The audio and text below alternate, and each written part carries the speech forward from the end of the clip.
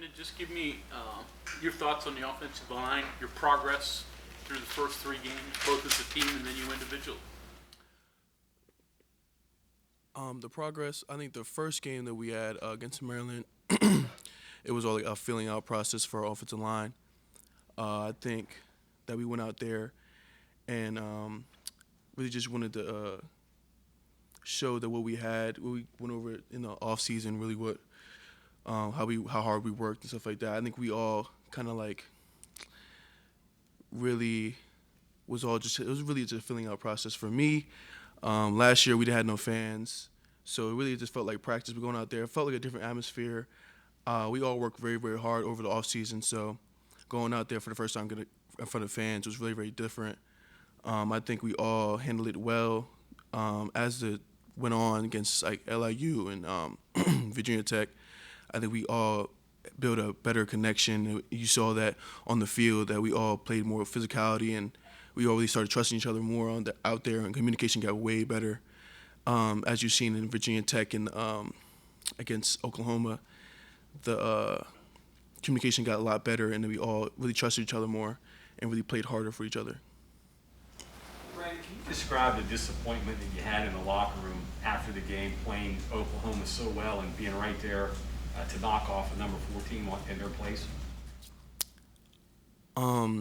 The feeling we had afterwards was more like we lost, but we really got to learn from the situation. It's really early in the season, so we still got a lot of improvement that we can go on throughout the whole season. So we really took that was like, okay, now we see where we're at. Now we know where we need to go to next. And I think we were more like, I was more like excited. We was all excited talking to each other. Was like, you know what, we really just showed ourselves out there, and we could really fight harder and see them again potentially in the championship. So for you guys, O-line, you could hang your hats on going up against maybe the best defensive front you're going to see this year. How you view it? Yes. I think we went out there and really just tried to just to see where we really level at, and I think we really just want to go out there and play hard. It didn't really matter like if it was the best or the worst. We just want to go out there and prove to everybody we can play hard and be a really physical offensive line. As a group, when someone gets beat like for a sack or like Zach when he has two bad snaps, how do you guys, do you just leave them alone and let them, or do you come to them? So one thing we all talk about is like it's not like offensive line is not just a one person, it's a whole group. So one person messes up, we all messed up. We all could have did something better in that situation. We all could have did a little bit more. We all could have did better so we wouldn't be in that situation. We all could have like made better footwork or communicated better and to be in a better place than we had to be in that situation right there. But when he did make that mistake, we all just talked to each other. It was like, you know what, it was just one mistake that we can go back and try again, keep trying again. But Zach Frazier is a really good player, and I know he's going to bounce back for sure. So Brandon, I know a little bit of this story, but how does a Vegas kid get to Morgantown, West Virginia? Funny story, actually. So after my sophomore year of high school, I lived in Delaware my whole life. My mom moved down there from Rhode Island, and then I was born and raised there. And so after my sophomore year of high school, we was all just thinking of places to move to. I said Texas. I wanted to move to Texas. I mean, why not? But then my mom just like, she came up with some odd idea. Was like, when we moved to Las Vegas. So we was all just like, yeah, I mean, yeah, sure, I guess we do it. So we talked about that in June, and we moved in August. Packed up everything in one Town and Country Chrysler minivan and drove across the country from Delaware to Las Vegas. So did you just want to get away from Delaware? I guess we just wanted to change, something different. And then being in Las Vegas, a lot different from being in Delaware, a lot more things to do. And then I got a lot of West Coast offers and stuff like that. And so then actually the funny thing is, so after my junior year high school, I came in. It was like one more. It was like the last camp of the summer for here, and my uncle wanted me to come.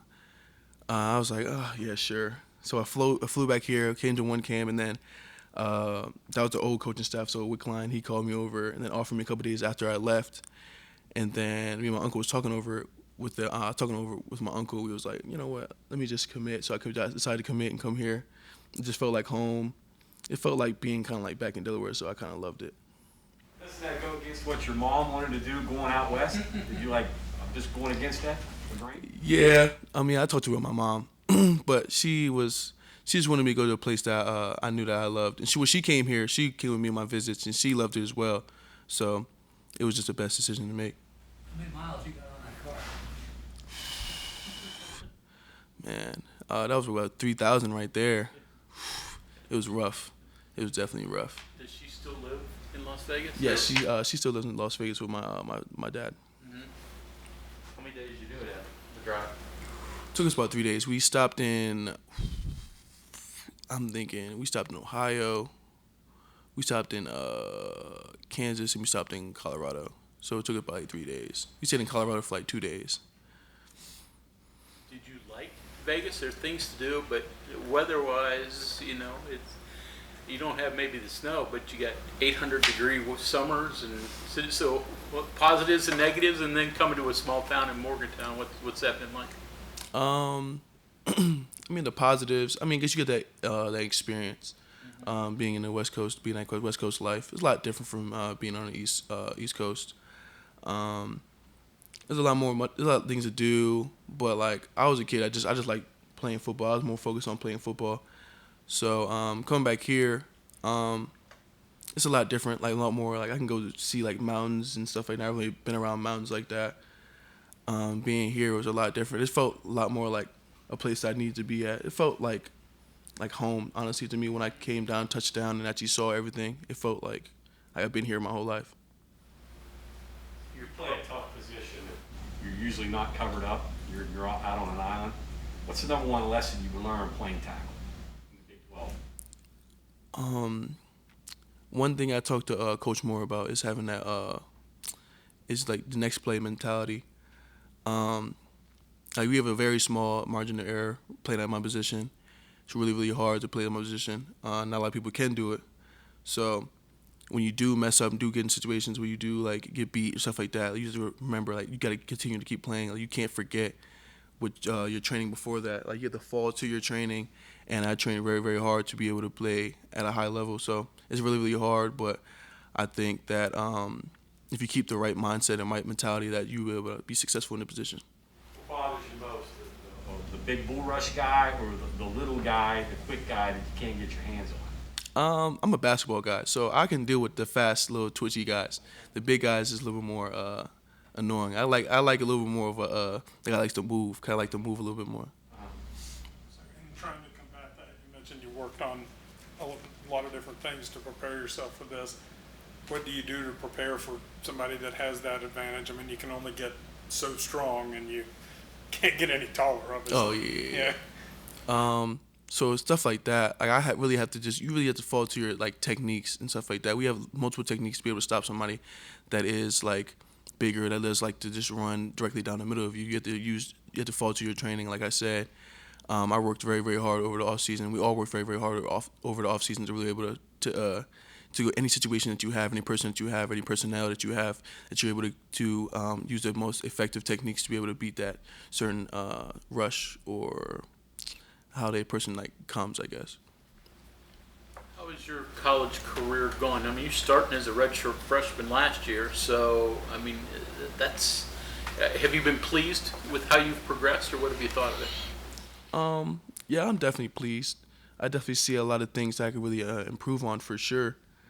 Definitely with the O-line room that we have now, they really do push me to become better each and every single day. Having a guy like Zach Frazier, James Gimmitter, Doug Nestor, and Parker, that we all push each other over the off season to become better. I think we all have progressed very, very well, and I think I progressed very well inside that room. And I think the ceiling is, I think this offensive line has a very, very high ceiling. You mentioned crowds. It's one thing you had to learn this year. I guess you, Zach, and Parker last year didn't at most in front of 10,000 people. What's the difference between playing in front of 80,000 people like you did last week? I guess it's more like you get more eyes on you. Like the 10,000, like a lot of it was our families. You know, I played against my family since I was in Little League. Like that's nothing different. But when you see people, like everybody, it's like their first impression of you. Like you get like 80,000 first impressions. So you really have to, you know, put what you want them to see on film. So you really go out there and try your best to be the best player you can be out there in that certain situation. So I guess it is kind of different because you do get that extra little like nervousness of like it's your first impression. You know what I mean? What's the two quarterback system been like for you, trying to protect for a more pocket passer and then a more erratic, scrambling type player?